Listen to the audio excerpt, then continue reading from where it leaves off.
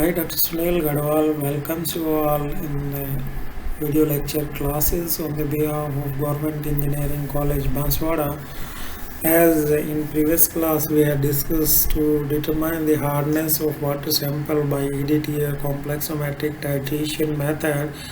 In previous class, we had discussed about principle, what are the EDTA and EBT, how this EDTA and EBTA react in the presence of basic buffer solution with the hardness causing metal plus 2 ions, and how they are changing their color from red wine to then light red wine, and point the color will disappear and colorless solution will form, and addition of another drop of EDTA, the color will change, suddenly will change in dark blue color, so that will the indication of the end point of the titration, and we have to record that volume of consumed EDTA for standard hard water or boiled water sample,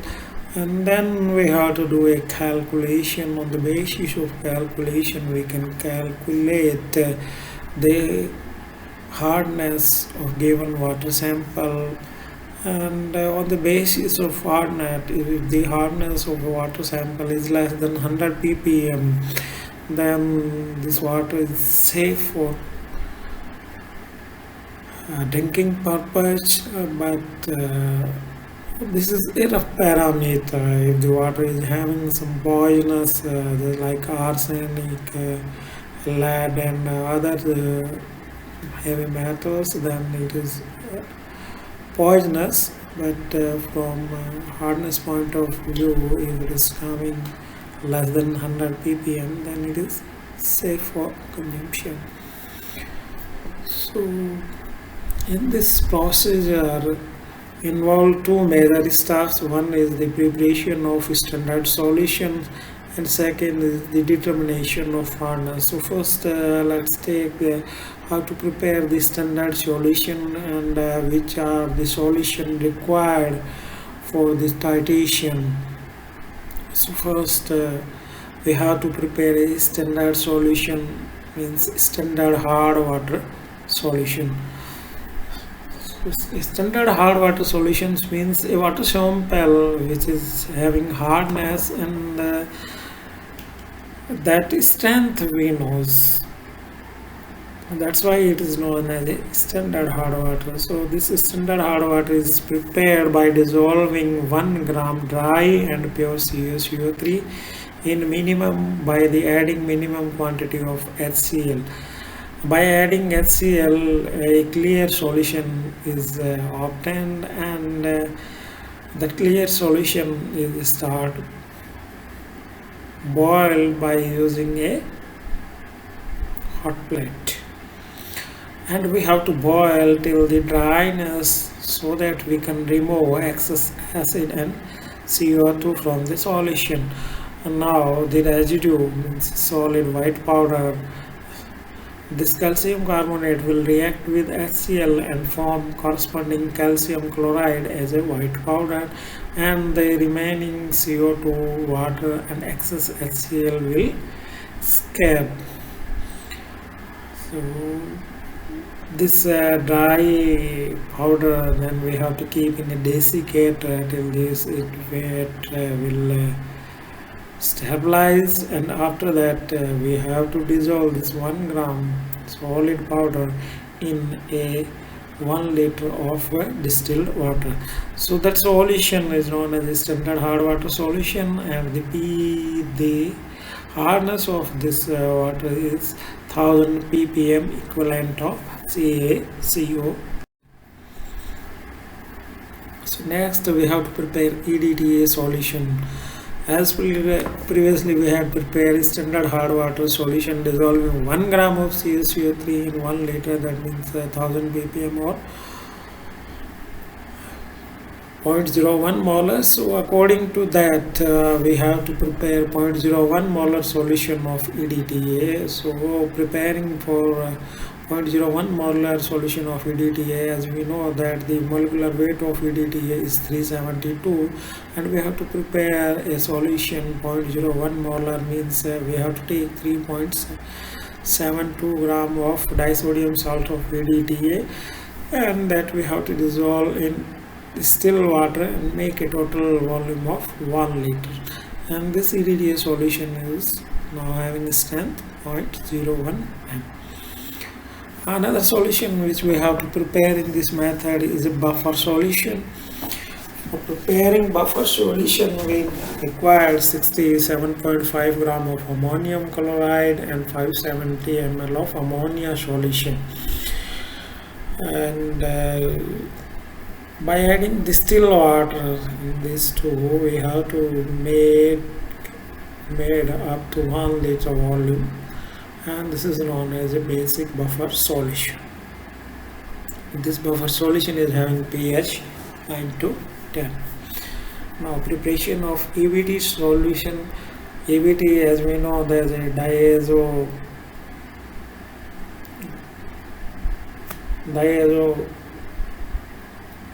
indicator, and we have to dissolve 0.5 gram EBT in 100 ml of ethyl alcohol. It will be in dark blue color because here EBT is not ionizing. This ethyl alcohol does not have water content.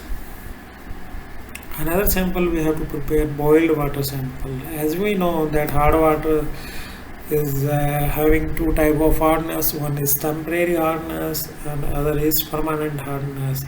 And according to the fundamental concept, the temporary hardness we can remove by boiling the water sample. Keeping this principle in mind, we have to take 250 ml of hard water sample, and we have to boil it.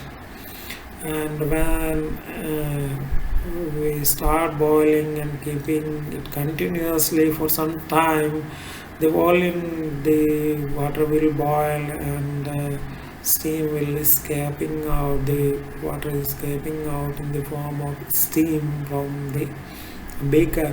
When the volume will around 150 ml will reduce, then we stop the heating and keep it at room temperature to cool down, and we will observe that the temporary hardness causing salts will settle down as a precipitate. So what we have to do, we have to filter this 150 ml so that on filter paper this temporary hardness causing salts will be there, and in precipitate only permanent hardness causing salt will be there.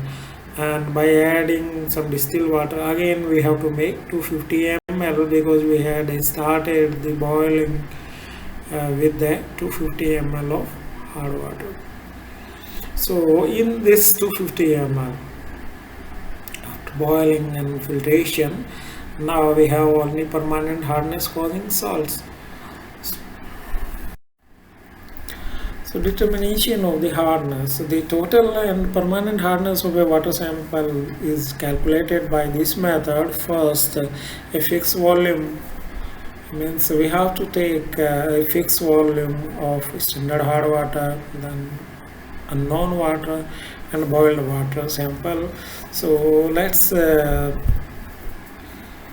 suppose we are taking 50 ml of each waters, different conical, and we have to add 10 ml basic buffer solution, then 2-3 drops of EBT, and red wine color will form in all these three conical flasks. And then we have to titrate all the flask against standard EDTA solution. So as soon as we start adding EDTA, this pink color will diluting and becoming very lighter, and at a point it will disappear, and as soon as we add another drop of EDTA, a blue color will form. That will indicate the end of the titration, end point of the titration, and we have to write down the volume scheme against for standard hard water, then for hard water, then for boiled water, and let's assume that we will get V1, V2 and V3 ml of the volume.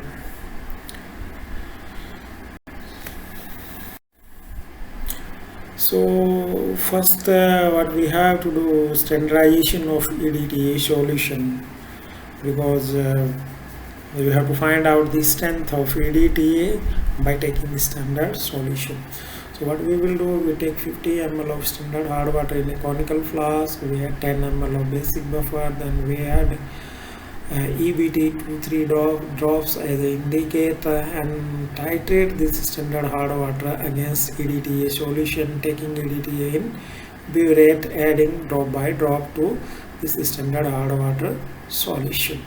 This pink color, when this pink color will change from pink red wine to blue color, stop the addition of EDTA and write down the EDTA consumed for 50 ml of standard hard water, and that volume is V1 ml. So V1 ml of EDTA solution equal to 50 mg of CaCO3, equivalent 1 ml of EDTA solution will be 50 by V1 mg of CaCO3. This is the strength of EDTA per ml.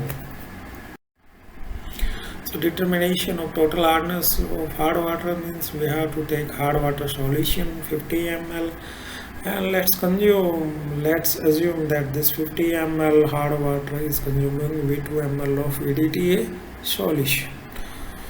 So V2 into 1 ml of EDTA. 1 ml of EDTA means in previous slide we had to find the strength of EDTA solution. That reading we will keep means 50 by V1, so V2 by V1, and this for 1 ml it will come V2 by 50 into 50 by V1. This 50 will cross, that's why we are taking each solution in same quantity.